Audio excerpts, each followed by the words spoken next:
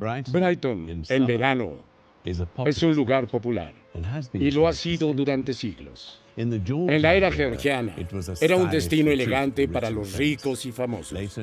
Más tarde, en el siglo XIX, el avance del ferrocarril abrió la villa marinera.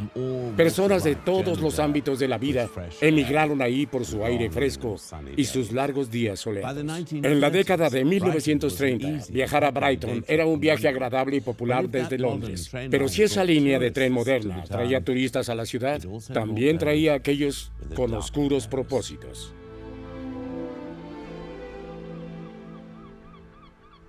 Brighton ha sido un lugar bastante corrompido desde los días del príncipe regente y las travesuras generales a principios del siglo XIX. Las terrazas elegantes, los hoteles caros, la gente rica.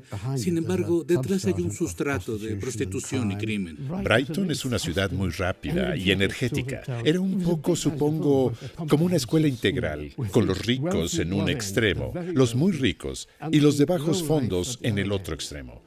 Tenía una población tan mixta, era un lugar muy cosmopolita. Fue emocionante y vibrante, un poco nervioso y un poco violento a veces. Y creo que atrajo a la gente que creía que las cosas iban a suceder. Estaba lo suficientemente cerca de Londres como para atraer a algunos de los peores delincuentes para que fueran allí a ver qué podían hacer en Brighton. El inframundo criminal prosperó gracias a las estrechas conexiones con Londres. Pandillas armadas con navajas lucharon por la supremacía.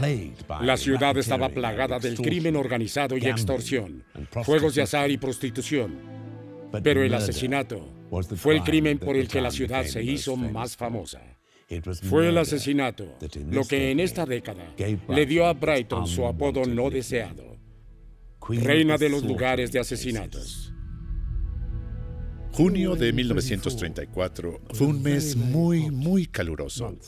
Y la gente acudió en masa a Brighton, y todo el mundo parecía estar divirtiéndose en ese momento, excepto en la estación de tren de Brighton. Londres. Brighton.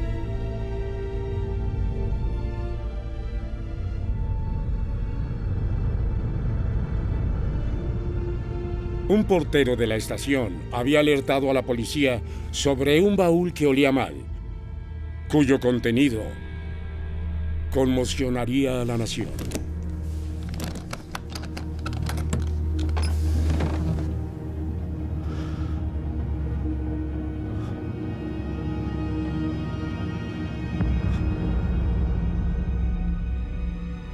Dentro del baúl, envuelto en capas de papel marrón barato y repleto de algodón, había un paquete.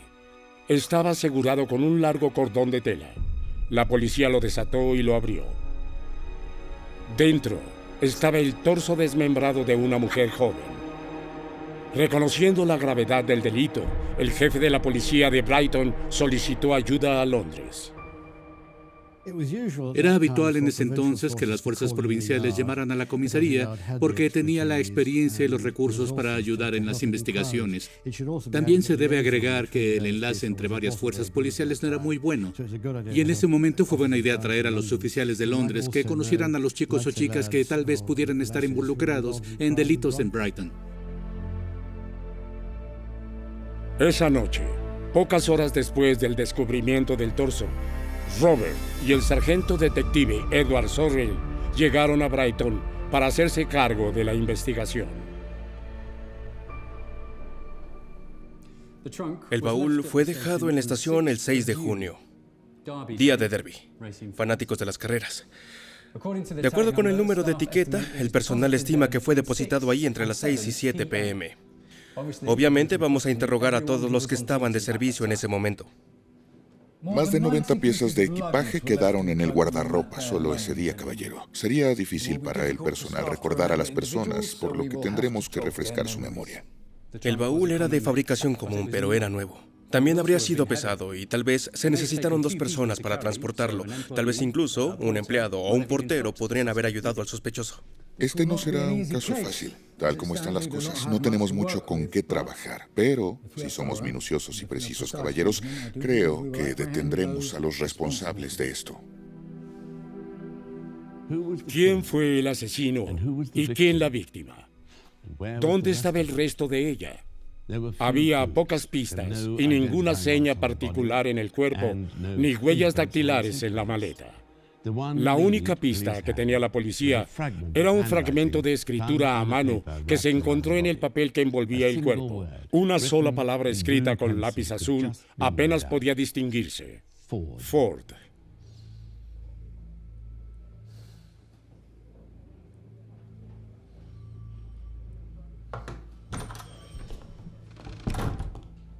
Señor, encontraron sus piernas. Al igual que en Brighton, el personal de la estación de King's Cross en Londres se alarmó por un olor rancio en la sala de equipajes.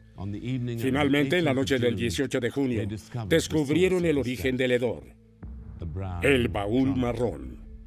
Lo habían dejado ahí el 7 de junio, un día después de que se depositara el primer baúl en Brighton.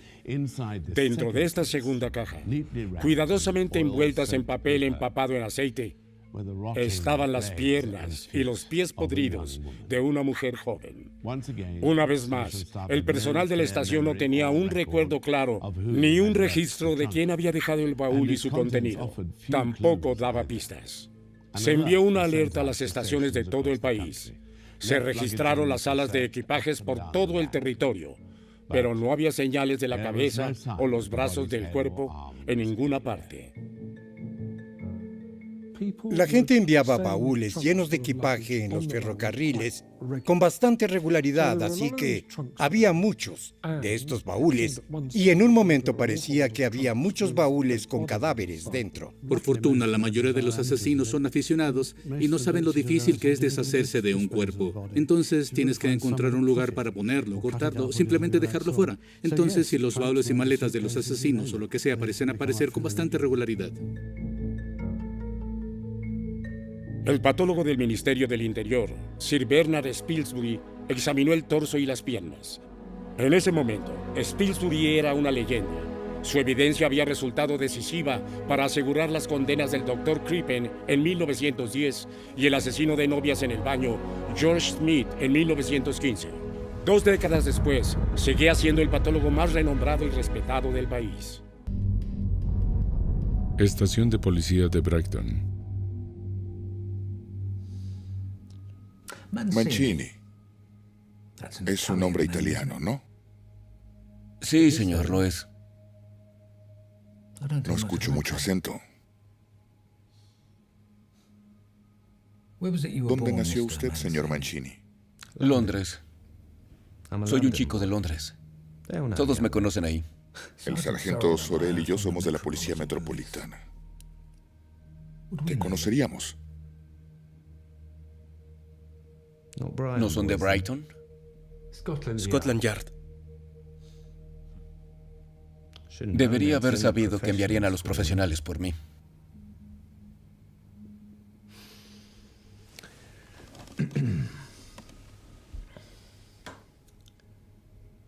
Miren, les diré la verdad. Por eso está aquí. Es solo un nombre. Mancini. Yo lo inventé. ¿Tony Mancini no es su nombre?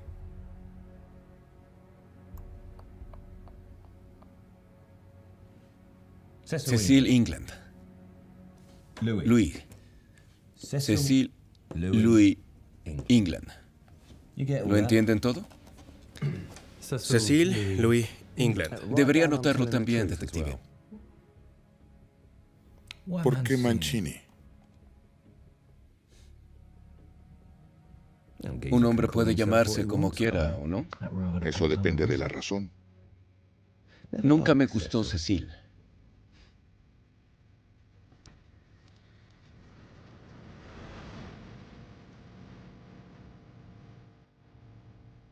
Tony Mancini, su verdadero nombre era Cecil England, pero también usaba el apellido Notire. Tomó el nombre de Tony Mancini porque había una chica que conocía y le gustaba que los hombres fueran italianos. Entonces Mancini pensó que este era un gran nombre y se convirtió en Tony Mancini. También era conocido como Tony English y Hyman Gold. Nació el 7 de enero de 1908 en New Cross, un barrio obrero del sudeste de Londres. A los 18 años, se unió a la Fuerza Aérea Real y sirvió durante 2 años, antes de irse con el rango de aviador de primera clase. Tony Mancini era un criminal de bajo nivel. Estuvo en la Fuerza Aérea durante 2 años. O había desertado, o lo habían invitado a dejar el servicio. Había boxeado un poco en una feria, pero en general no hacía muchas cosas. Con solo 20 años, regresó a Londres. Allí encontró trabajo ocasional como barman en Knightsbridge o vendedor ambulante en el West End, pero siempre tuvo poco dinero. En 1930 fue condenado por robo. Fue declarado culpable de robar plata y luego de merodear con la intención de cometer un delito grave. Y finalmente de robar una vivienda por la que recibió una condena de 6 meses. Había tenido 3 meses por el vagabundeo. Fue liberado alrededor de 1932 y se dirigió al extremo oeste. Tras su liberación, empezó a trabajar en un club cerca de Leicester Square, en el corazón de Londres. Le dijo a sus compañeros de trabajo que se llamaba Tony Mancini. Fue en este club donde conoció a Violet Gay. ¿Conoce a una mujer llamada Violet Gay? Pregunta si la conocí. Sí. La conocí, señor. Lo hice. Ella era mi esposa hasta que se fue. ¿A dónde fue? Llegué a casa del trabajo y encontré esa carta diciendo que se va con otro tipo, alguien que pueda mantenerla mejor. ¿Cómo se llamaba? No lo vi venir. Ella me dejó. Usted sabía que solía jugar para los Rangers de Kings Park. ¿Cuál era el nombre de su nueva pareja? Bueno, ella no lo dijo. Por lo que he oído desde entonces, fue un anciano. Tenía la oficina de un corredor de apuestas en Gloucester Road. ¿Cuándo sucedió esto? Mayo. ¿Cuándo en mayo? Bueno, he estado en Skylark alrededor de una semana, así que el 14, algo así. Sí, llegué a casa del trabajo y ella no estaba. Señor Mancini. England. Cecil Louis. Señor England, ¿puede decirnos dónde se encontraba el miércoles 6 de junio de este año? Era el día del derby. Sí, lo recuerdo. El joven Windsor. Tenía una buena apuesta por él. El 6 de junio. ¿Dónde estaba? Trabajo. Sí, todo el día. ¿Hasta qué hora? Las 9:30. Cerramos bastante tarde. ¿Y el 7? Lo mismo. Trabajo todos los días. Puede preguntar, todos me conocen ahí.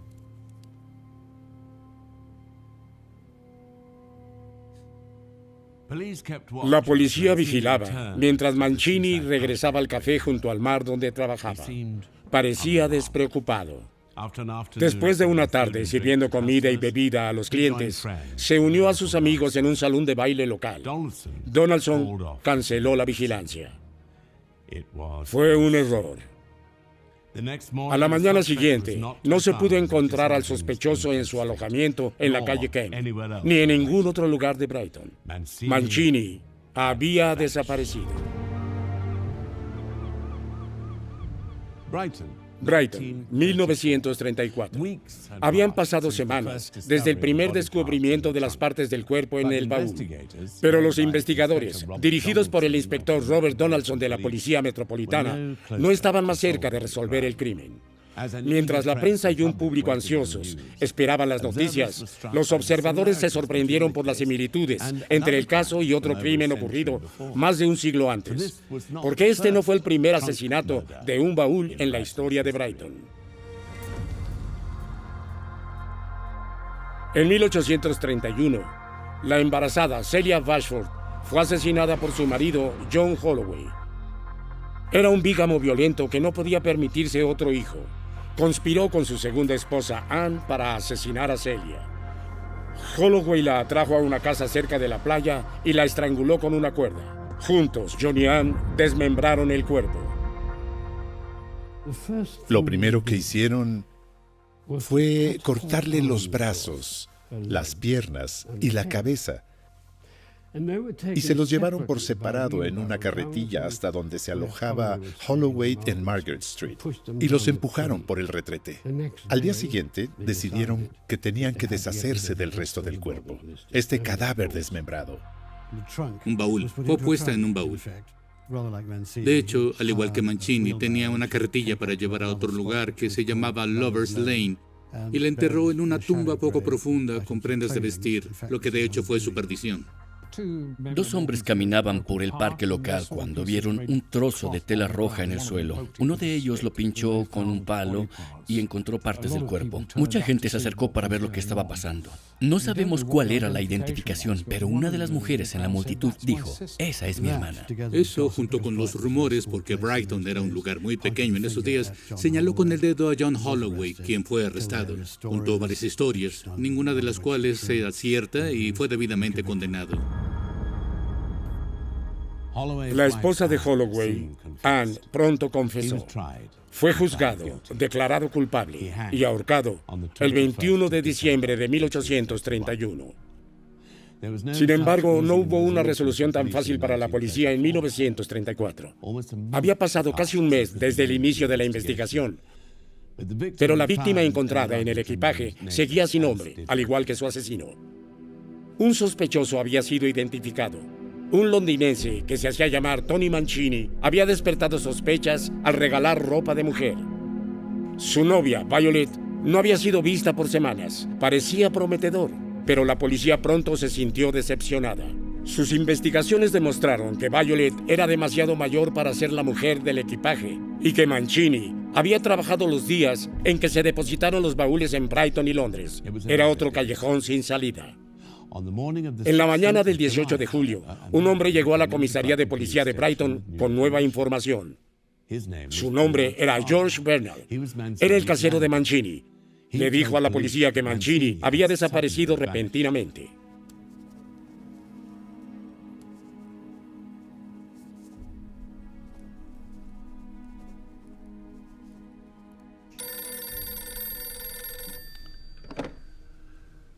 Habla Donaldson.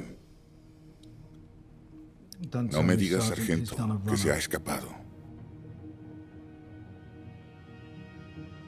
¿Qué?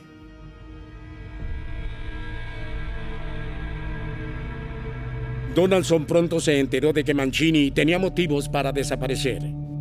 Había dejado atrás muchas de sus pertenencias, y entre ellas había un gran baúl negro. Calle Kemp. Señor Mancini.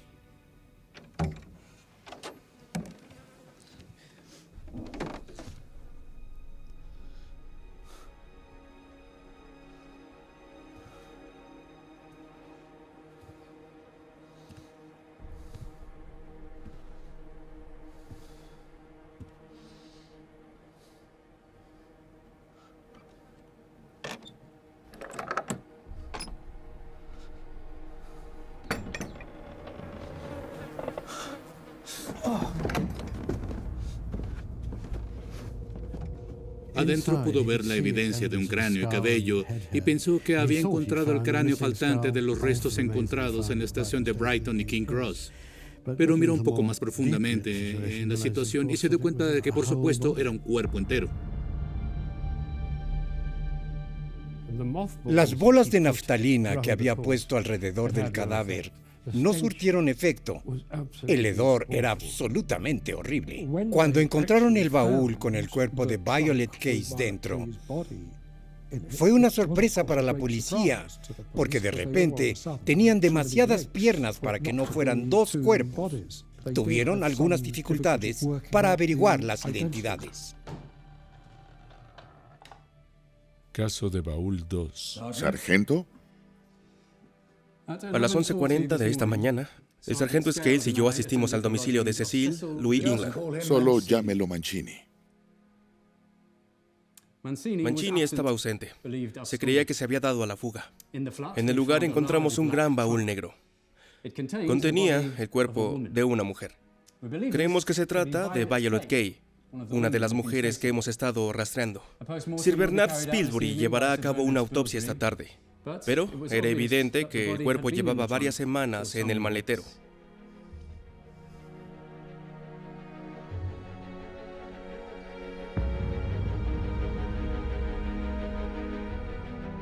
A las 5 de la tarde de esa noche, Sir Bernard Spilsbury examinó el cuerpo de Violet Kay en el depósito de cadáveres de Brighton.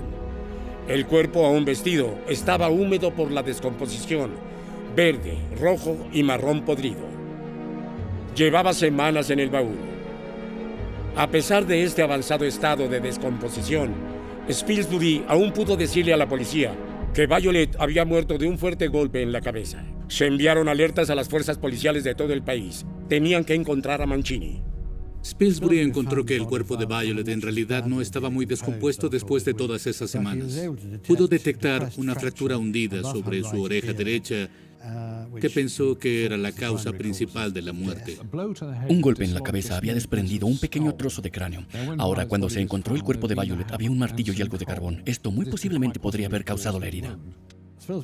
Spilsbury también encontró, y su evidencia es controvertida aquí, que los hematomas en la cabeza se habrían infligido 2 o 3 minutos antes de la muerte. Bernard Spilsbury sostuvo que ciertamente fue un asesinato y que no pudo haber sido un accidente, por lo que la policía estaba buscando a Mancini. Señor, declaraciones de los hombres que estuvieron con Mancini anoche. Bien. ¿Qué tenían que decir?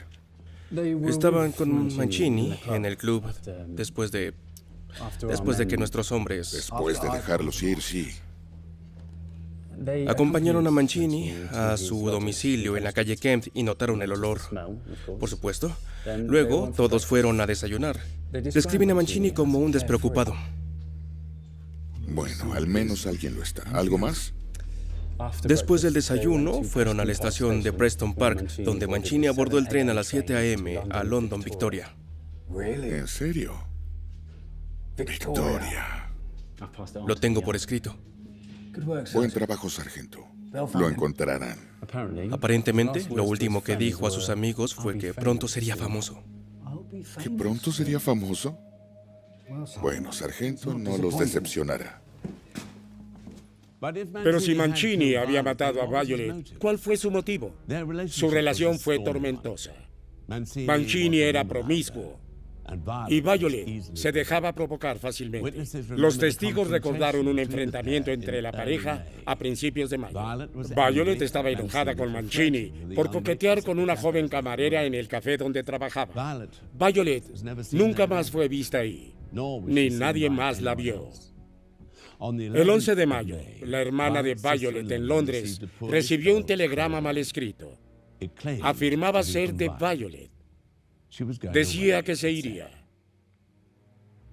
Su hermana no oyó más. Semanas más tarde, se escuchó a Mancini jactarse de haber golpeado a su novia de pilar a pilar con un martillo. El mensaje decía, se fue al extranjero. Navegando hoy, escribirá después. La policía obtuvo la nota original que había sido entregada en una oficina de correos. Y esta coincidía con la letra de Mancini en el menú que había escrito en el café Skylark. Luego habló acerca de las mujeres.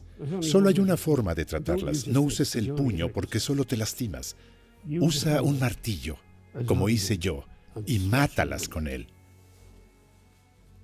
Algo muy extraño de decir para un hombre que no ha sido acusado de asesinato, o incluso que diga ese tipo de cosas en caso de que deba decirlo. Pero Mancini es un hombre muy poco inteligente, un hombre incapaz de planificar.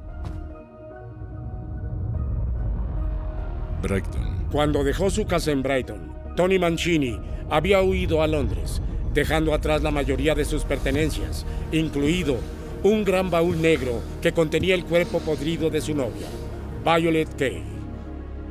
La policía trabajaba día y noche para encontrarlo. Y a primera hora del 17, Donaldson recibió la noticia que estaba esperando. Mancini había sido encontrado y arrestado. Había disfrutado de sus 2 días de libertad.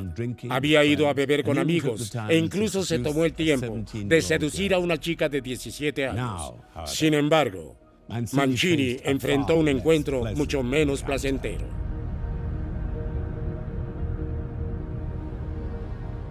Estación de policía de Brighton. Dice que ya estaba muerta cuando la encontró. Sí. Estaba acostada en la cama. Había sangre por todas las sábanas y por todas partes. ¿Por qué no llamó a la policía? No lo sé. Estaba asustado. No pude probar que no lo hice. Y bueno, sabía que me culparían. Y ahí fue cuando compró el baúl. Sí. Y decidió llevársela cuando se mudó a la calle Kemp.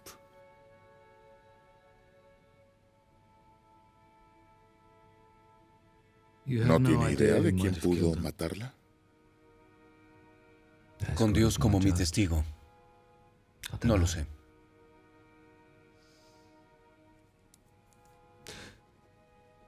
Bueno, ella era una prostituta.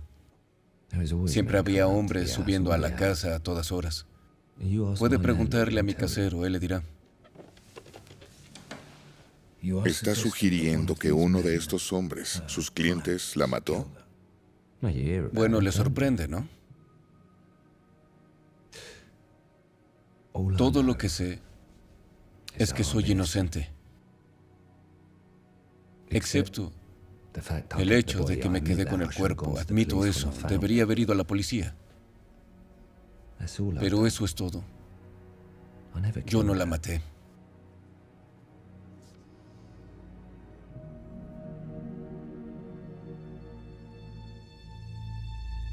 Estaban seguros de la culpabilidad de Mancini, pero no tenían pruebas sólidas y estaba claro que una confesión estaba fuera de cuestión. A pesar de esto, estaban convencidos de que tenían suficiente para satisfacer a un jurado en un tribunal de justicia. Se encontró un baúl que contenía el cuerpo de una mujer en una habitación que usted ocupaba en el 52 de la calle Kemp Brighton. Como resultado de nuestras investigaciones, ahora se le acusará de asesinato.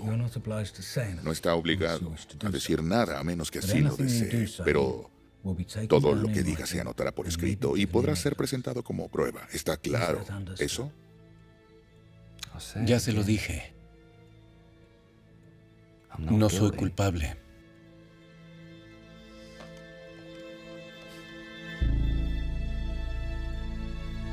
Brighton.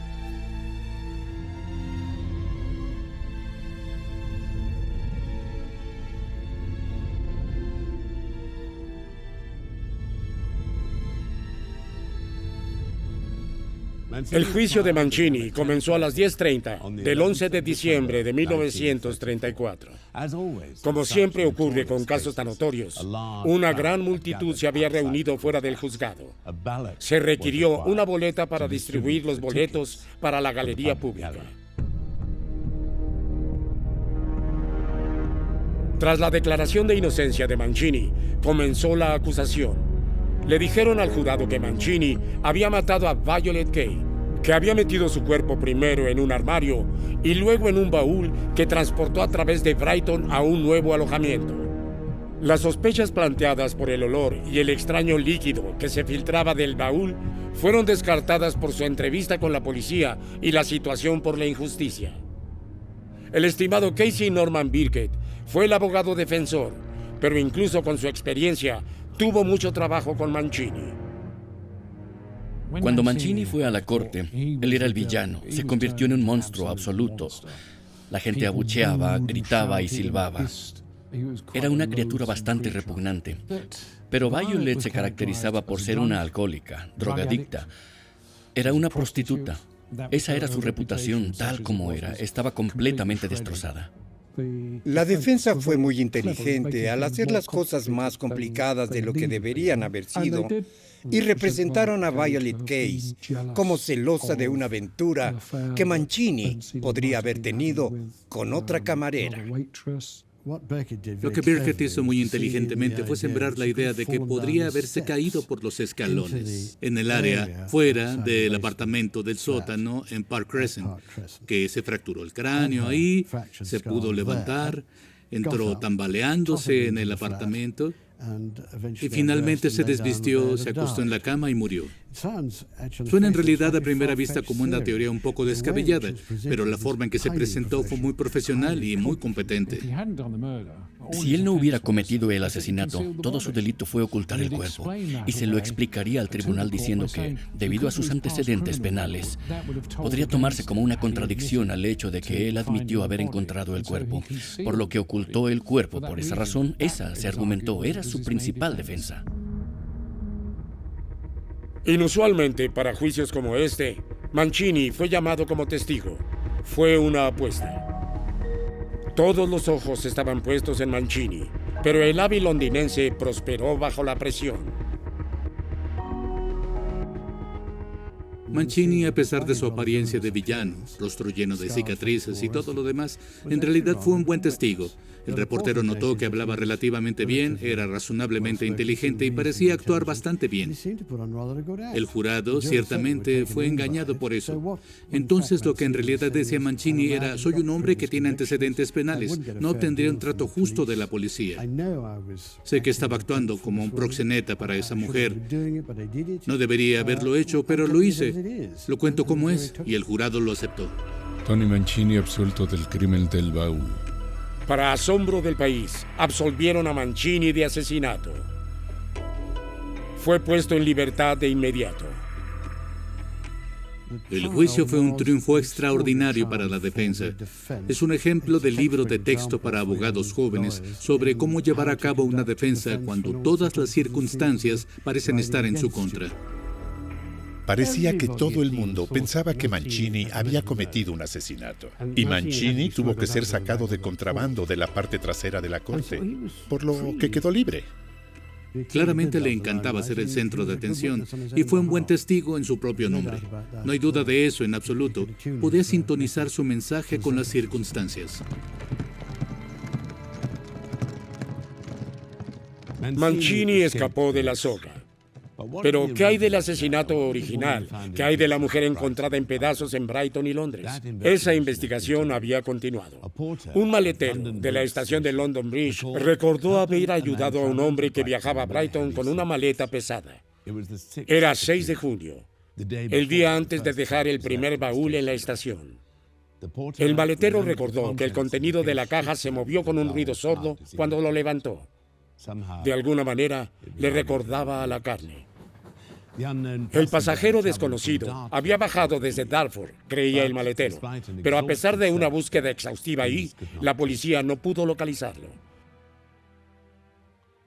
Una mujer se presentó el 30 de julio de 1934. Afirmó que la escritura azul encontrada en el trozo de papel de embalaje en el primer baúl era suya. Trabajó para una empresa de dulcería en Finsbury Park, Londres.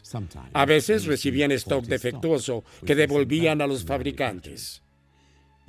El trabajo de las mujeres era envolver las mercancías y despacharlas.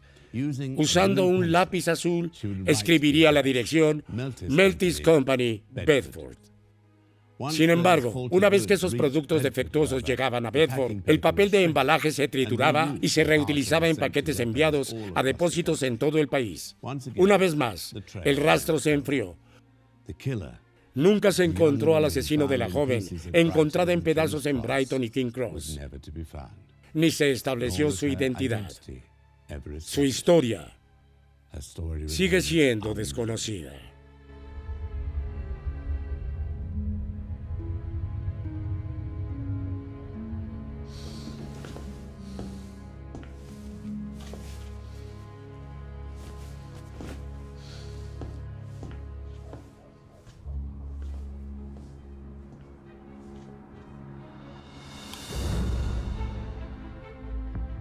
El asesino de Violet Kay finalmente se confirmó.